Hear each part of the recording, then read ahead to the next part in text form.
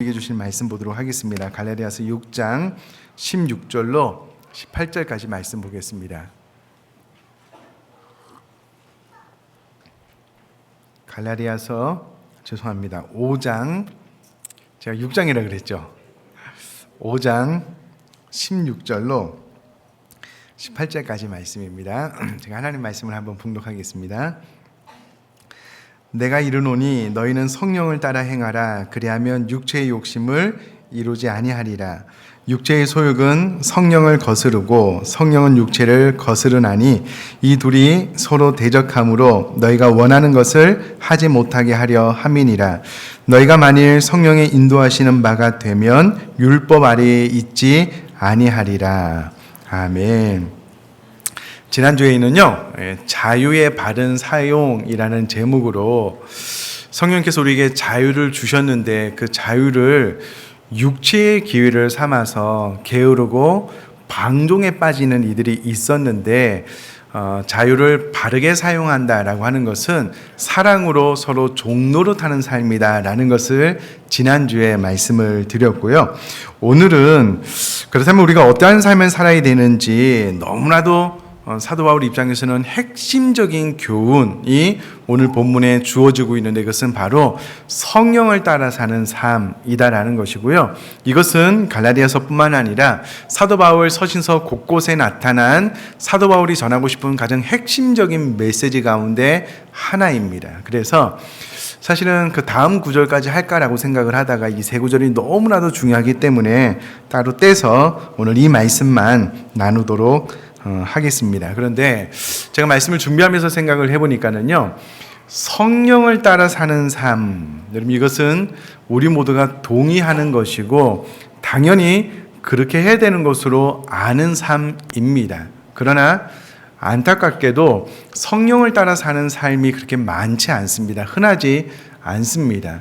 제가 말씀을 준비하면서 왜 그럴까라고 생각을 해보니까 성령을 따라 사는 삶이 얼마나 소중한 것인지, 성령을 따라 삶을 살면 안 되는 이유가 너무나도 절박한 것이다라는 것을 잘 모르셔서 간과하거나 이 부분을 쉽게 생각하시는 경우가 있는 것 같아요. 그래서 오늘은 성령을 따라 사는 삶이 왜 중요한지, 왜 이렇게 절박한 것인지에 대해서 한 가지 포인트로 말씀을 나누도록 할 것인데요. 특별히 오늘 말씀을 나누기 전에 이와 같은 내용이 선포될 때에 선 이해가 좀 중요한 것 같아서 제가 리우 올림픽 이야기를 좀 잠깐만 하고 오늘 본문을 원어를 가지고 풀이한 것을 제가 좀 쉽게 설명을 하도록 할 텐데요. 잘 아시다시피 지금 브라질에서 리우 올림픽이 한창 진행 중에 있고요. 우리나라 시간으로 내일 끝나는 것으로 제가 알고 있는데요. 제가 찾아보니까 208개국에서 1903명의 선수들이 참가를 했는데요. 여러 종목 가운데 우리나라가 오늘 아침에 일어나서 보니까 금메달을 9개 땄더라고요. 그런데 그 9개 가운데 거의 반을 양궁 선수들이 땄습니다. 양궁 남녀 개인전에서 금메달 2개, 또 남녀 단체전에서 금메달 2개에서 양궁은 전 종목을 우리나라 선수가 석권을 했습니다. 그래서 제가 도대체 우리나라는 왜 이렇게 양궁을 잘하나? 그 이유가 뭔가? 그냥 뭐 쉽게 금메달을 따는 것은 아니잖아요. 그래서 제가 좀 조사를 해봤습니다. 조사를 해봤더니 이런 내용의 글이 있더라고요. 우리나라 그 양궁협회가 초등학교 때부터 약 한 900여 명의 선수들을 공평하게 후원을 해서 양궁에 전념할 수 있도록 그렇게 한답니다. 그리고 이 아이들이 자라나서 선수가 될 즈음에는요, 중학교 3학년 때부터 실업팀까지 약 한 1,300여 명의 양궁 선수 중에서 매년 14회 안팎의 기록을 평가하여서 대표 선발전에 출전할 만한 선수를 120명 정도를 출연한답니다. 그러니까 1,300명 중에서 120명을 4개 대회의 결과를 합산을 해서 추려내고요. 또 이 120명을 10개월간 선발 과정을 또다시 거치게 되는데, 이 선발 과정에서 기초 체력, 담력, 집중력, 자기관리, 적응력 등 여러 방면에 있어서 탁월한 선수들을 뽑는데, 이 10개월 동안 이 선수들이요 총 4,055발을 쏜답니다. 그러니까 여러 가지 뭐 이렇게 담력, 집중력, 자기관리 이런 것도 탁월해야 되겠지만, 이 10개월 동안 4,055발을 쏴서 마지막 4명을 뽑고요. 그 마지막 4명 가운데 한 명이 탈락해서 이제 양궁 올림픽 선수로는 남자 3명, 여자 3명이 출전하게 된답니다. 그리고 이 4명으로 뽑히고 난 다음에 우리 한국 양궁의 훈련도 세계적으로 보면 독보적이랍니다. 대부분 해외에서 이제 양궁 선수로 출전하는 선수들은요, 보통 하루에 100발 정도 훈련을 한답니다. 그런데 우리나라 양궁 선수들은요, 하루에 한 300발에서 많으면 500발까지 쏘는 훈련을 한대요. 이 반응 좋습니다. 뭘 해도 놀라지 않은 이 반응 아주 좋습니다. 아주 마음이 편안합니다. 해외 선수는 한 100발 정도 쏘면 우리나라는 300에서 한 500발, 그러니까 한 5배 이상 쏘고요. 올림픽이 가까워지는 쯤에는요, 하루에 1000발 정도 훈련을 한대요. 우리나라 남자 양궁 선수 가운데 한 선수가 이제 올림픽이 끝나고 이제 기자회견을 하는데요. 그 기자들 가운데 하루에 몇 발 정도 쏘는 훈련을 했습니까? 라고 질문을 했을 때에 이 남자 선수가요, 하루에 한 400발에서 많으면 600발까지 쏘는 훈련을 했습니다. 라고 대답을 했을 때 순간 기자회견장이요, 술렁거렸답니다. 도대체 이게 인간인가? 우리 해외 우리 선수들은 100발 정도 훈련을 하는데 어떻게 600발까지 하루에 쏘는 훈련을 할 수 있을까? 막 기자회견장이 술렁거렸다라는 그런 글을 읽었습니다. 여러분, 아무 생각 없이 훈련 없이 나가서 야 내가 한번 해볼게 이렇게 해서 쏴서 금메달을 땄겠습니까? 아니겠죠. 어림도 없지요. 정말 그 뒤에서 우리가 모르는 지난 4년 동안 피땀이 섞인 그 많은 헌신들, 또 노력들, 도망가고 싶은 그 생각도 아마 들었을 텐데, 그런 과정을 겪어서 심지어 해외 선수 하루에 뭐 100발 연습을 하는데 많게는 1000발까지 쏘았기 때문에 양궁에서 전 종목을 금메달로 석권할 수 있었다라는 겁니다. 그러니까 참 노력 없는 결과, 이것은 뭐 있을 수 없는 일이죠. 그래서 제가 궁금해서 도대체 다른 선수들은 어떻게 연습하는지 올림픽 선수들 훈련 내용에 대해서 제가 이제 검색을 해봤는데요. 여러 개가 있지만 제가 2가지만 말씀을 드리면, 우리나라의 수영 선수 박태환 선수를 아실 겁니다. 이번에는 안타깝게도 메달을 따지 못했는데요. 이 박태환 선수가 하루에 15,000m를 수영을 하는 훈련을 한답니다. 별로 놀라시지 않는데요. 제가 저희 어머님이 계신 그 김해에 옆에 개울이 있어서 저도 그래도 초등학교 때는 방학에 가서 이제 개울에서 수영을 많이 했거든요. 뭐 이렇게 정식으로 배우지는 않았지만 그래도 개울 수영, 뭐 강, 바다에서 이렇게 수영은 좀 제법 합니다. 그런데 이제 시합을 하면은요, 100m 정도 가면 거의 죽습니다. 기절을 할 정도예요. 여러분 100m도 상당히 많이 가는 겁니다. 그것만 해도요 힘이 빠져서 죽겠어요. 100m만 해도. 근데 여러분 박태환 선수가 하루에 얼마를 수영으로 연습을 한다고요? 15,000m. 여러분 그 수영계에서는요, 세계적 선수가 되려면 약 한 6만 킬로미터를 헤엄을 쳐야 된다라는 통설이 있나 봐요. 그런데 여러분 이 6만 킬로미터는요, 지구 한 바퀴 반을 돌아야 된다는 이야기고요. 계산을 해보니까 하루에 10,000m씩 꼬박 16년 반을 헤엄쳐야지 된다는 계산이 나옵니다. 놀라지 않는 이 반응 아주 마음이 편합니다. 여러분 하루에 여러분 10,000m도 걸어서 다니기도 쉽지 않은데 헤엄을 10,000m를 이렇게 수영을 해야 되는데요. 중요한 것은 16년 반을 헤엄쳐야지 메달을 하나 딸까 말까한 실력에 도달하게 된다라는 겁니다. 그러니까 얼마나 많은 노력을 해야지만 그나마 이제 메달권에 들 수 있다라는 겁니까? 한 가지만 더 말씀을 드리면 2008년 베이징 올림픽에서요, 우리나라 선수 가운데 16년 만에 역도 금메달을 딴 이 사재혁이라는 선수는요, 하루에 5만 킬로그램씩 들어 올리는 연습을 했는데요, 평생 들어 올린 무게가 작은 산 하나 정도 된다라고 합니다. 그러니까 엄청난 훈련을 했겠죠. 여러분, 세상에 그냥 되는 일이 있겠냐고요. 그냥 아무런 훈련도 연습도 안 하고 그냥 내가 나서 그냥 뭐 금메달 딸 테니까 나를 보내줘. 이런 사람은 정신병원에 보내야 되겠죠. 있을 수 없는 일이죠. 여러분, 안타깝게도 우리들이 신앙생활을 별다른 노력 없이, 별다른 대가 지불 없이 잘할 수 있다라고 착각하는 경우가 있는 것 같습니다.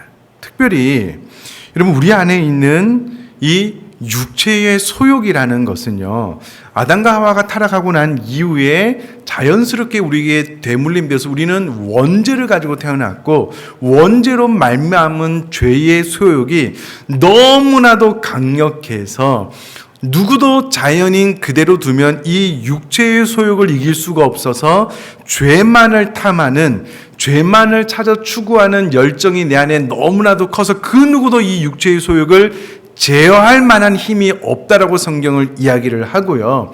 이 육체의 소욕을 제어할 수 있는 단 한 가지 방법이 있다면 그것은 바로 성령을 따라 사는 삶이다라고 사도 바울이 이야기를 하고 있습니다.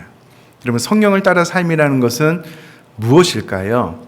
아침에 일어나서 성령님의 도우심을 구하는 기도를 진지하게 들고 새벽에 나와서 기도를 한다거나, 혹은 하나님의 말씀이 내 삶을 붙잡아 주시지 않으면 내 타락한 소욕대로 살아갈 수밖에 없기 때문에 하나님의 말씀을 진지하게 묵상하면서 이 말씀에 내 삶을 맞춰 나가는 노력들, 그리고 매일의 삶 가운데도 늘 성령님이 내 손을 놓치지 않도록, 사실은 놓지 않죠. 우리가 성령님의 손을 놓는 것인데 우리가 성령님의 손을 놓치지 않도록 늘 긴장하면서 성령님의 얼굴을 구하는 삶이 성령님을 따라 사는 삶일 것입니다.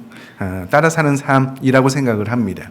근데 우리는 그 어떠한 노력도 하지 않아요. 주중에 성경도 잘 읽지 않고요, 하나님의 말씀대로 내 삶을 맞추기 위해서 묵상도 잘 하지 않고, 무엇보다도 새벽에 나와서 기도하거나 혹은 따로 개인적으로 시간을 내어서 하나님의 얼굴을 구하는 삶을 살아야 되는데, 이 모든 아무런 노력도 하지 않고 단순하게 육체의 소욕을 이길 수 있다라는 가벼운 생각으로 신앙생활을 하니 육체의 소욕을 이길 수가 없는 것입니다. 여러분, 육체의 소욕을 이기지 못하는 삶을 살면 결국 그 영혼이 망하게 되어져 있습니다. 그 영혼이 죽을 수밖에 없게 되어져 있다라는 겁니다. 여러분, 이것이 성경이 말하고 사도 바울이 말하는 핵심적인 원리입니다. 그런데 우리는 너무나도 좀 쉽게 생각을 하는 것이죠. 내 의지로, 내 결단으로 육체의 소욕을 이기고 얼마든지 원하는 대로 하나님께서 기뻐하시는 삶을 살 수 있다라고 생각을 해보는 것은, 여러분, 별다른 노력하지 않고 금메달을 딸 수 있다라고 생각하는 것과 똑같습니다. 아니, 사실은 그것보다 더 어려운 일이다라고 사도 바울이 이야기를 하는데, 우리는 이와 같은 사실을 잘 모르는 거지요. 내 안에 있는 이 육체의 소욕이 얼마나 강력한지 잘 모르는 것입니다. 여러분, 제가 우리 교회 성도님들을 보면은요, 다는 아니지만 영적인 전쟁을 치열하게 하시는 분들이 있습니다. 치열하게 하시는 분들은 내가 하나님의 뜻대로 살아보려고 하는 노력이, 그 열망이 아주 큰 거예요. 그런데 그 열망만큼, 아니 그 열망 이상으로 내 안에 육체의 소욕이 너무 강력하다는 것을 아는 거예요. 그래서 끊임없이 자기 자신을 복종하기 위해서 때로는 금식하고 때로는 피곤하지만 새벽을 깨워 하나님 앞에 기도하는 노력을 끊임없이 해나가는 겁니다. 그러면서 이 육체의 소욕을 이기는 것이 너무나도 쉽지 않구나 라는 것을 비로소 깨닫게 돼서 더 성령님을 의지하는 삶을 살게 되는데, 이렇게 삶을 사시는 분들이 계셔요. 그러나 어떤 분들은 그 어떠한 영적인 전쟁도 하지 않는 겁니다. 이유인즉 그냥 육체의 소욕을 따라 사는 것이 참 편하거든요. 참 내 자신을 안일하게 해주거든요. 그리고 육체의 소욕에 져서 삶을 살면은요, 이것을 반대로 이끌어 가야 된다라는 열망이 없기 때문에 별다른 고통이 없습니다. 별다른 고민이 없어요. 그러니까 삶 자체가 편안합니다. 이런 분들은 영적인 충돌이 내 안에서 일어나고 있지 않는 거예요. 그럼 이런 분들이 신앙생활을 잘하고 있는 것이냐? 아닙니다. 절대 성령을 따라 삶을 살아나가는 것이 아니고요. 육체의 소욕을 따라서 그냥 내 영혼을 내어 맡기는 것, 그거 이상 아무것도 아니라는 겁니다. 그러나 사도 바울식으로 하자면 그런 식으로 하면 생명이 없다는 겁니다. 그 영혼이 살 수가 없고 반드시 성령을 따라 삶을 살아나갈 때 육체의 소욕을 이길 수 있는데, 이 부분을 사도 바울이 이 짧은 세 구절 안에서 명확하게 설명을 해주고 있습니다. 제가 5장 16절을 한번 읽어보면은요, 내가 이르노니 너희는 성령을 따라 행하라, 그리하면 육체의 욕심을 이루지 아니하리라 라고 기록을 하고 있는데요. 그럼 이 원리를 아는 것이 중요합니다. 사도 바울이 우리에게 너희는 성령을 따라 행하라 라고 기록을 하고 있는데요, 문자적으로 이 원어를 직역하면 너희는 성령 안에서 걸어 다녀라 라는 말이고요. 그런데 헬라에서 현재 시제로 사용을 하고 있는데, 헬라에서 현재 시제의 의미는 동작의 계속이나 상태의 지속성을 말하는 것입니다. 그러므로 성령 안에서 걸어 다녀라, 성령을 따라 행하라 라고 했을 때 그 의미는 매일같이 계속적으로 이와 같은 상태를 지속시켜라 라는 말입니다. 그렇게 할 때에 비로소 육체의 욕심을 이루지 않는다라는 말입니다. 여러분, 저를 한번 봐주시면은요, 이 앞에 너무나도 탄력이 강한 이렇게 두꺼운 그 고무줄이 있다라고 한번 생각을 해보시면, 요만한 고무줄인데요, 제가 이 힘을 키워가지고 이것을 한번 쫙 끌어당겼더니 펴지는 겁니다. 여러분, 이것을 어느 정도나 유지할 수 있을까요? 제 힘이 소진될 때까지만 유지할 수 있겠죠. 처음에는 제가 좀 힘이 있어서 이거를 쫙 끌어당겨도요, 아마 5분, 10분이 지나면 손이 막 부들부들 떨리기 시작할 거예요. 그러다가 이 고무의 탄력을 이기지 못해서 원상복구될 것입니다. 마치 여러분, 성령을 따라 사는 삶은 이런 거와 같습니다. 원래 우리 육신의 소욕은 아주 내 안에 나를 가두는 아주 탄력이 강한 고무줄처럼 내 안에 육체의 소욕으로 나를 이끌어가는데, 저희들이 성령을 따라 삶을 살아나갈 때에 성령의 능력을 공급받으면은요, 이 육신의 소욕대로가 아닌 성령님의 능력으로 이 고무줄을 확 당길 수가 있습니다. 그래서 성령을 따라 사는 삶이 가능합니다. 근데 언제까지 가능하냐면 성령을 따라 사는 삶을 지속할 때만 가능한 겁니다. 이렇게 하다가도 순간 성령을 따라 사는 삶을 놓치게 되고 성령의 능력이 줄어들게 되면은요, 금방 육신의 소욕의 탄력이 너무 커서 줄어들게 되는 것, 이것이 우리들의 신앙생활의 패턴이라는 겁니다. 저는 과거에 잘못 생각을 했을 때가 있었습니다. 제가 마치 자전거를 타는 것처럼 어떤 성령님의 능력이 임하고 신앙이 깊이 성숙하게 되면은요, 자전거가 탄력을 받으면 잘 달려서 넘어지지 않는 것처럼 제 신앙생활이 그렇게 될 거라고 생각을 했습니다. 그러나 이 생각은 틀린 생각이었습니다. 끊임없이 이 자전거가 넘어지지 않고 달리려면 페달을 밟아야 되는 것처럼, 여러분, 우리가 신앙생활에서 넘어지지 않고 끊임없이 승리하려면 성령을 따라 사는 삶을 느슨하게 하지 않고 끊임없이 긴장감을 가지고 살아갈 때만 육신의 욕심을 이룰 수 있다는 건데요. 여러분, 사도 바울의 표현이 원어적으로 보면 놀랍습니다. 육체의 욕심이라고 했을 때 욕심이라는 단어가요, 원하다, 욕심을 내다 라는 뜻을 지닌 동사 에피디메오라는 그 명사로부터 나온 단어인데요. 이 단어의 의미가 무엇이냐면, 잘 들어보십시오. 자제하기 어려운 인간의 욕망을 나타내는 단어가 이 에피디메오라는 단어입니다. 그러니까 우리 안에 있는 이 욕심 자체는 자제가 안 되는, 통제가 안 되는 욕망, 욕심인데, 더 심각한 것은 그것이 어디 안에 있냐면 육체 안에 있다라는 겁니다. 여러분, 이것을 합쳐서 풀이를 해보면, 하나님을 떠난 죄인이 죄가 가득한 육체라는 존재 안에 열정적으로 죄를 원하고 있기 때문에 누구라도 성령을 따라 살지 않으면 육신의 욕심, 육체의 소욕을 이길 만한 사람이 없다라는 겁니다. 이것을 칼빈주의식으로 말하자면 전적 타락, 전적 무능력이다라고 이야기를 하는 겁니다. 그러니까 사람은 스스로 성령님의 도우심이 없이는 하나님을 향한 어떠한 선도 행할 능력이 우리 안에 없는 것입니다. 그러니까 근본적으로 내가 어떤 의지, 결단을 가지고서는 육체의 소욕을 이길 만한 사람이 단 한 명도 없는 겁니다. 그것은 불가능한 겁니다. 그러나 반면 참 감사한 것은요, 성령을 따라 삶을 살게 되면 그때가 되면 육체의 욕심을 이루지 않게 된다라는 겁니다.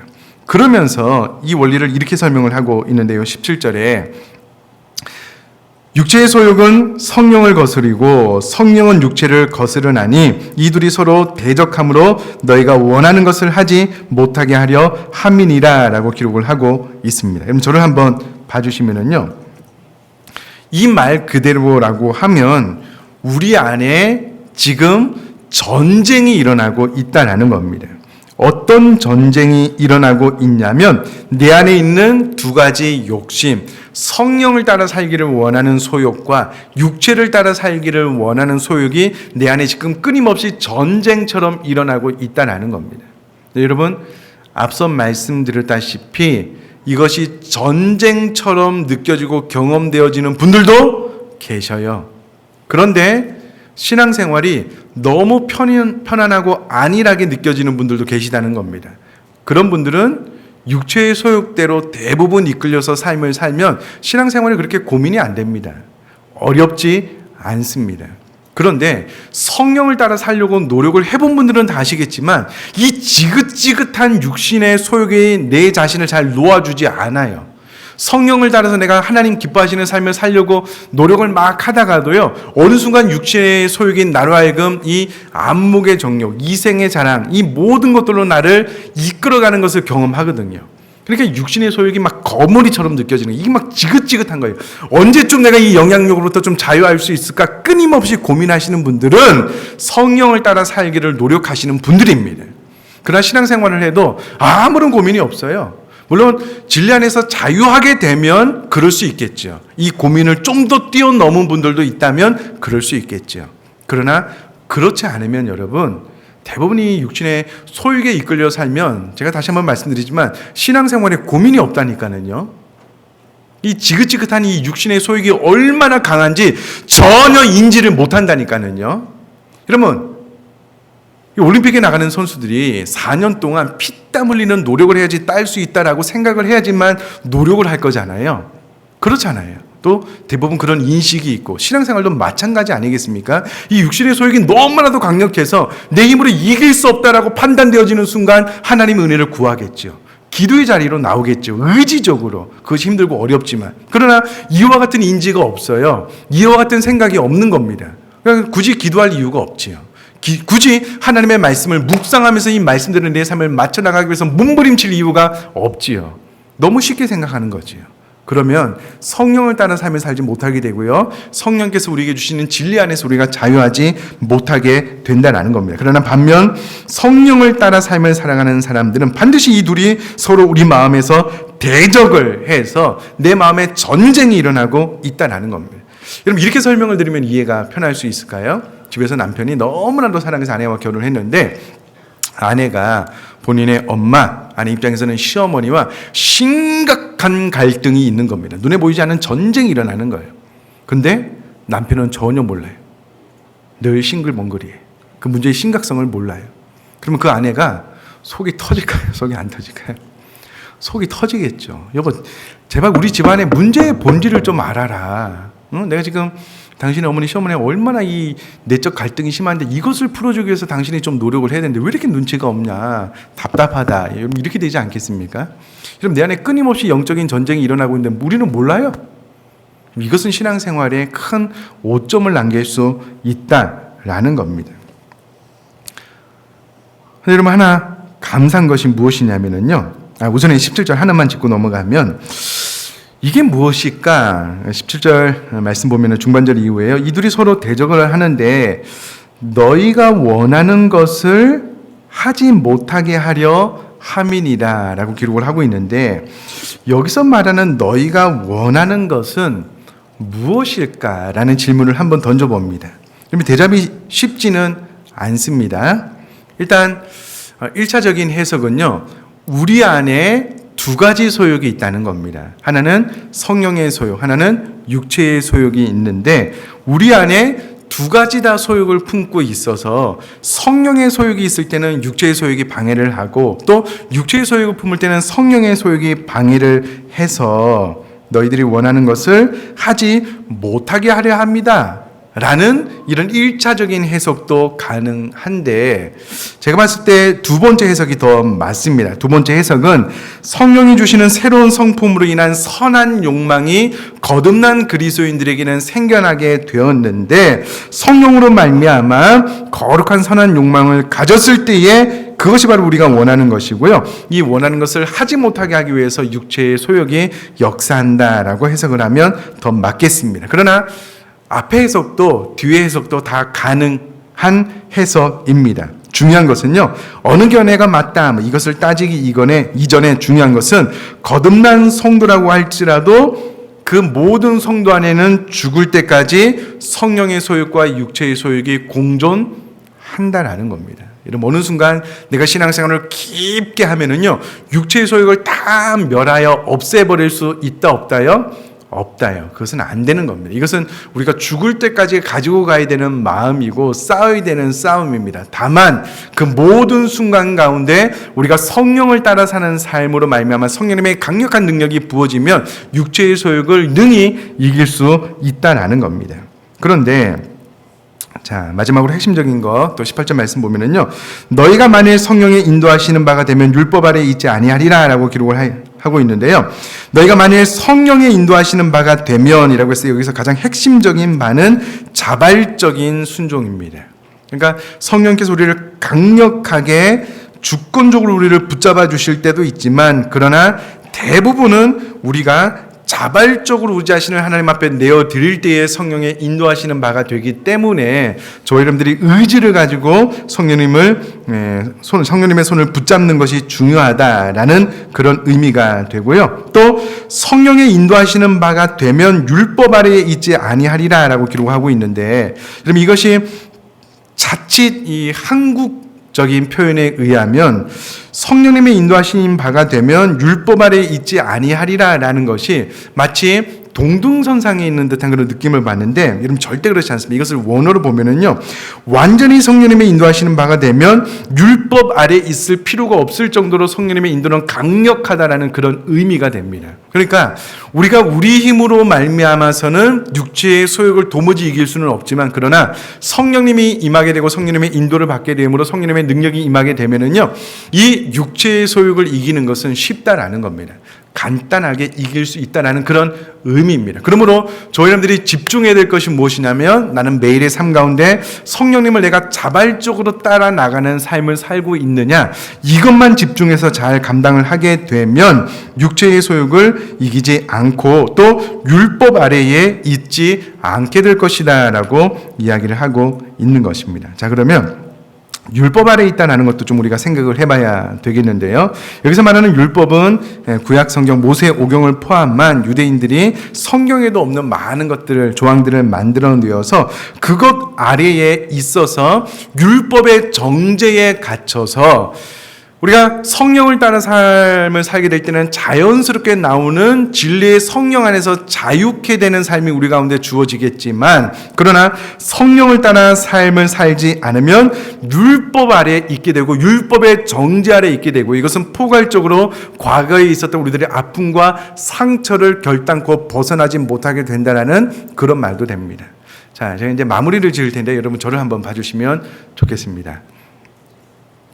잘생기지도 않았는데 자꾸 봐달라고 해서 죄송합니다. 집중력을 높이기 위해서 제가 여러분들의 눈동자를 좀 보고 싶어서 그렇습니다. 여러분 저를 한번 봐주시면 감사하겠는데요.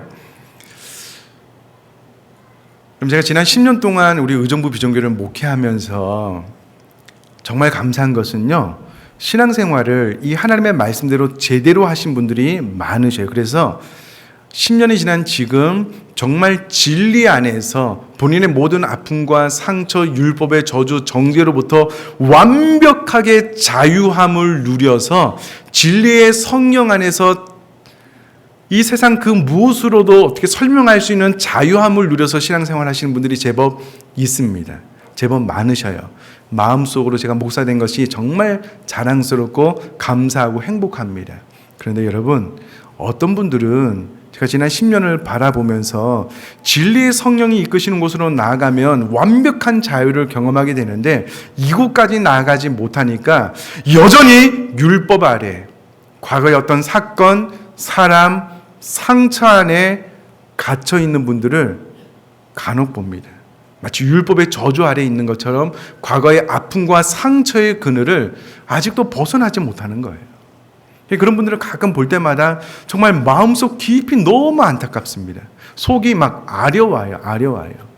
우리가 믿고 있는 이 진리, 우리가 믿고 있는 성령님은, 성령님이 이 땅에 오셔서 우리를 지배하고 다스리게 될 때에 진리의 성령 안에서 너희가 자유케 될 것을 우리에게 말씀하셨고, 우리가 성령을 따라 살며 살 때에 그 무엇으로부터로도 율법과 세상의 저주, 주변의 말, 그 모든 속박으로부터 자유하게 된 이 자유를 이야기하고 있고, 실제로 진리의 성령을 따라 살며 살아갈 때 그것은 우리들의 삶 가운데 나타나게 되어져 있습니다. 어떠한 그늘도 없어요. 어떠한 눌림도, 어떠한 억압도, 어떠한 마음의 상처도 없어요. 물론 마음이 아플 수가 있지만 그것 때문에 삶이 짓눌리지는 않습니다.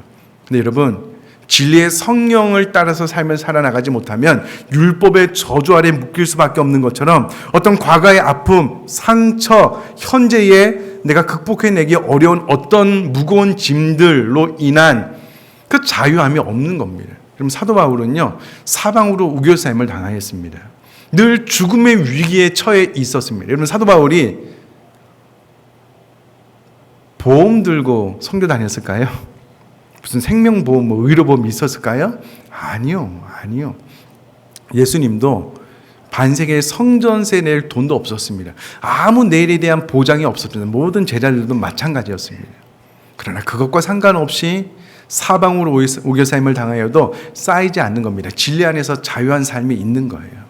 근데 여러분, 성령을 따라 삶을 살아나가지 못하면 일단은 이 육체의 소욕을 이길 수가 없습니다. 그러면 이 죄 아래에 있게 되고요. 죄를 짓게 되고요. 그러면 이 율법의 정죄 아래에 갇히게 되어져 있습니다. 뿐만 아니라 과거에 있었던 어떤 아픔과 상처 혹은 내 삶 가운데 삶의 짐이 가볍다라고 말씀드리는 건 아닙니다. 다 무거운 짐을 지고 삶을 살아가죠. 근데 그것을 극복해내기가 어려운 겁니다. 율법의 저주 아래에 있을 수밖에 없는 겁니다. 여러분, 그런 식으로 신앙생활을 하면 그것이 정말 진리 안에서 내가 자유했다라고 말할 수 있는 거 아니라는 거예요. 그런 신앙생활이 나도 힘들고 이런 신앙생활을 하는 다른 사람들도 힘들 수 있다라는 겁니다. 무엇보다도 저는 저와 여러분들이 이 말씀 그대로 더 이상은 내가 성령님의 도우심 없이도 내 자의적으로 육체의 소욕을 이길 수 있다라고 단 한 번도 생각하지 않으셨으면 좋겠습니다. 이렇게 생각을 하면은요, 절대 기도의 자리에 나오지 않습니다. 하나님의 말씀을 깊이 묵상하면서 내 자신을 맞춰 나가야지만 비로소 내가 성령을 따라 사는 삶이고, 그때에서 비로소 내가 육체의 소욕을 이길 수 있다고 생각하지 않아요. 성경을 읽지 않아도 된다고 생각을 하는 겁니다. 그럼 안타깝게도요, 지난 10년 동안 그래도 저희가 매년마다 이제 성경 일독을 강조하니까, 목사님, 제가 수십 년 신앙생활을 했는데 우리 의정부 비전교회 와서 성경 일독 처음 해봤습니다. 이렇게 고백하시는 분들이 제법 있으셔요. 제법 있으십니다. 여러분, 혹시라도 내 안에 있는 이 육체의 소욕의 힘이 얼마나 강력한지 이 부분에 대해서 아직도 인지하지 못하거나, 혹은 내가 성령님의 도우심 없어도 내 삶을 얼마든지 긍정적이고 낙관적이고 행복하게 살아갈 수 있다라고 생각하는 분이 한 분도 없었으면 좋겠습니다. 앞서 말씀드렸다시피 여러분, 이런 분들은요, 내가 아무런 훈련도 연습도 하지 않고 나가도 올림픽 금메달 딸 수 있다라고 말하는 사람과 똑같습니다. 말이 안 되는 이야기잖아요. 성경은 그렇기 때문에 우리에게 너희는 성령을 따라 행하라, 그렇게 할 때만 비로소 육체의 욕심을 이루지 않게 될 것이다 라고 말씀을 하고 있다면, 여러분, 저와 여러분들이 이후로는 정말 철저하게 성령을 따라 사는 삶을 추구하며 나갈 수 있게 되기를 제가 주님의 이름으로 축복합니다. 제가 어느 순간 그렇게 한번 생각을 해본 적이 있습니다. 여러분, 아이들이 아이돌, 우상이라고 말하는 젊은 학생들이 수십 년을 연습생 시간으로 지내다가요, 정식으로 가수로 데뷔도 못하고 그 인생을 마감하는 그런 학생들도, 청년들도 많습니다. 근데 그들의 연습량을 보면 기가 막힙니다. 하루에 열 몇 시간을 연습을 한대요. 막 16시간씩. 그럼에도 불구하고 데뷔를 할까 말까를 고민을 한답니다. 수십 년을, 십몇 년을 그렇게 노력을 한다는 거예요. 올림픽에 나가는 선수들은요, 뼈를 깎는 고통을 수반한 훈련을 감당해냅니다. 이 땅에 잠깐 살면서 있다가 없어질 그 메달, 연금, 돈, 때문에 그렇습니다. 우리는 영원하다라고 말하는 우리 영혼을 위해서 영원한 가치가 있다라고 하는 이 신앙생활을 함에 있어서 그럼 어떠한 노력을 하고 있습니까? 어떠한 수고를 하고 있느냐는 겁니다. 아무런 수고도 없이 그냥 자연스럽게 신앙생활이 잘 될 것이다라고 생각을 하지 말고요. 그러면 선수들이 뼈를 깎는 고통을 이겨내는 것처럼 저와 여러분들도 육체의 소욕을 이겨내기 위해서 성령을 따라 나가는 삶을 살기 위해서 몸부림치는 저와 여러분 될 수 있기를 제가 주님의 이름으로 축복합니다. 우리 시간 이 찬송 한번 드리고요. 기도했으면 좋겠습니다. 우리가 험한 시절을 지낼 때가 있습니다. 기쁜 한숨 살 때가 있습니다. 그러나 그때에 성령님 우리에게 오셨고요. 성령님이 우리에게 오시면 그 나라를 꿈꾸게 하실 수 있습니다. 성령님의 능력으로 말미암아 모든 육체의 소욕을 이기게 할 수 있는 능력이 있는데 그와 같은 성령님 내 안에 강력하게 임하여 줄 수 있도록 다시 한번 사모하는 마음으로요. 이 찬송 한번 드렸으면 좋겠습니다.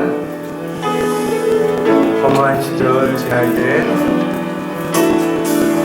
허무한 시절 지날 때 기쁜 한숨 내쉴 때 그런 분야 오시면 다시 가는 분이네. 고와 같이 너희를 버려두지 않으리. 내가 너희와 영원히 함께하리. 이절로 한번 고백할까요? 엉돌린 자 갇힌 자 엉글린 자 갇힌 자 자유함이 없는 자 비난처나를 지금 성령님 계시네. 아멘. 주의 영이 계신 곳에 참 자유가 있다네. 진리의 영이신 성령이 오셨네. 성령이 오셨네. 성령이 오셨네. 성령이 오셨네. 내 주에 보내신 성령이 오셨네.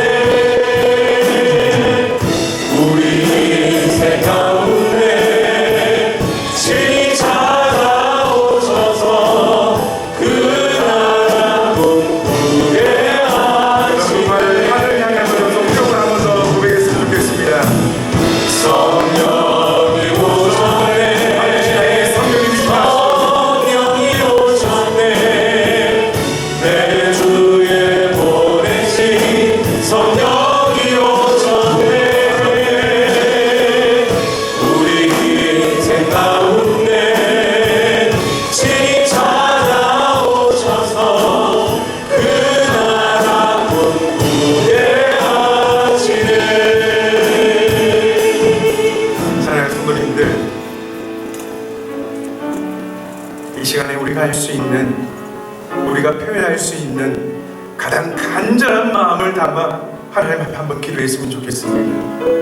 더 이상 실패하는 신앙생활 하지 않도록, 더 이상 율법의 저주 아래 과거의 아픔과 상처 아래 갇히거나 삶의 무게에 눌려 신앙생활 하지 않도록 진리의 성령이 오시면 나를 하여금 그 모든 것으로부터 자유케 하시겠다는 약속이 내 삶 가운데 실현되어질 수 있도록 성령을 따라 사는 삶이 내 삶 가운데 일어날 수 있도록 어떠한 대가를 지불해서라도 반드시 성령님을 따르겠습니다라는 고백으로 하나님 앞에 기도하는 시간이었으면 좋겠습니다. 우리 주의 이름 한번 크게 부르고요 간절한 마음으로 한번 기도하도록 하겠습니다.